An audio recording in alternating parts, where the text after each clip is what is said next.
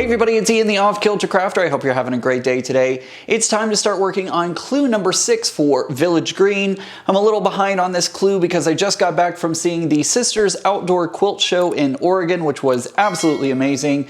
I actually did a live stream from that event. You can check that out. I'm going to put it up in the iCards and down in the description below. You can check out that hour-long live stream as I walk around and talk about the show and talk about the quilts and show them off, and it was just a lot of fun.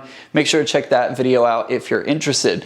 Also, don't forget that this month we're going to be starting in on Carnival. I'm going to be working on petting zoo in the size of large, so be sure to check out those clues coming out later this month, because remember, July is our first month for Carnival. I'm so excited about that. Even if you're not working on the colorway of petting zoo, remember I'm doing the large clues, which will work if you are doing the large clues as well. No matter what colorway you are working on, it's the same clues. It'll just be different fabrics. All right, let's go ahead and get started with clue number 6.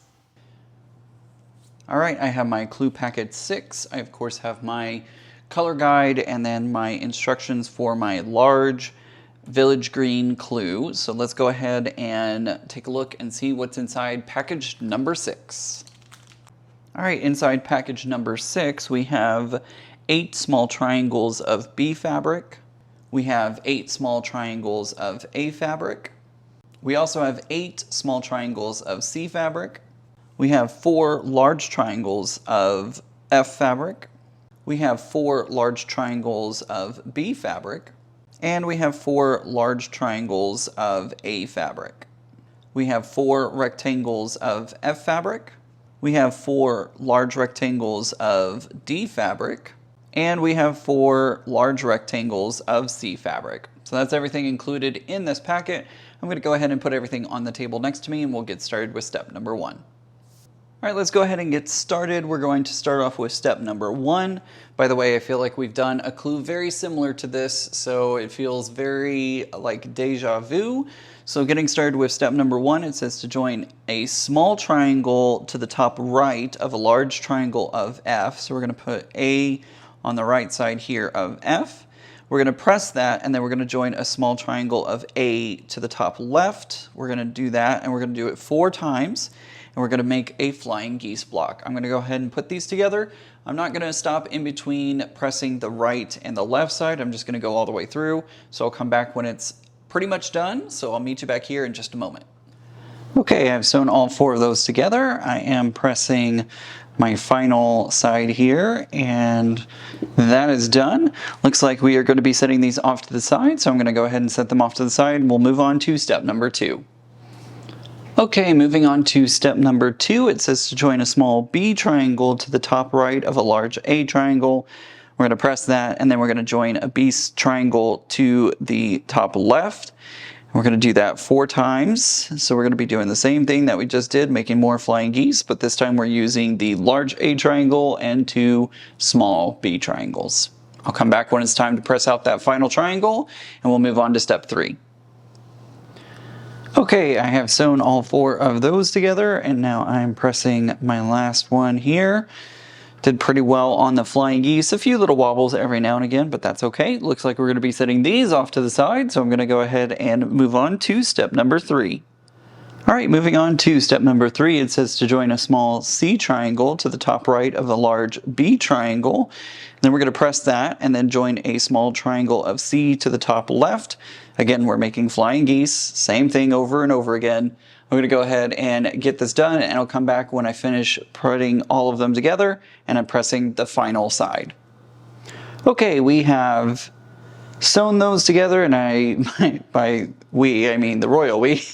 I have sewn those together, and we have something that looks like this. That completes step number 3.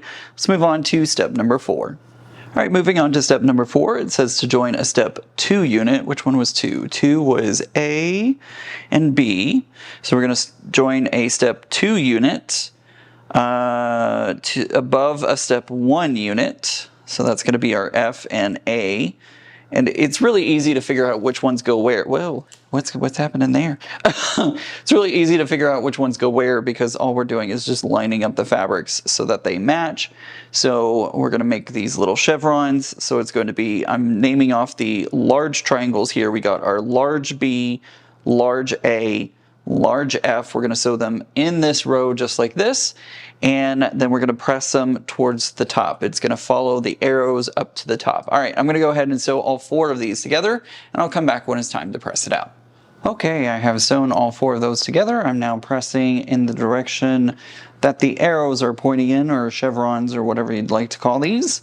So I'm stalling for time as I press this final seam right here. There we go. So I have all 4 now complete. So we're going to set these off to the side for the moment and move on to step number 5. All right, moving on to step number 5, it says to join a D rectangle above an F rectangle. So we're going to combine our D and our F, and then we join a C triangle to the top of that. We're going to be pressing downwards, so down from C to D to F. So that's why we can get some nice nested seams whenever we're moving on to step number 6. But I'm jumping a little bit ahead. I'm going to go ahead and press all these. Excuse me, I'm going to sew all these, then I'm going to press them. And I'll come back when I am pressing the final one. All right, I have sewn all 4 of those together. I'm pressing downwards away from my C fabric towards my F fabric. And that's going to help us whenever we are nesting our fabric on our next step. So we have our rectangles that look like this. Let's go ahead and move on to step number 6. Okay, moving on to step number 6, it says to join a step 5 unit, which we just finished, to the right of a step 4 unit, and we're going to make 4 of these in total. You'll know that you have your fabric lined up correctly when your C fabric matches up. So all we're going to be doing is putting these 2 together, and these seams right here should nest.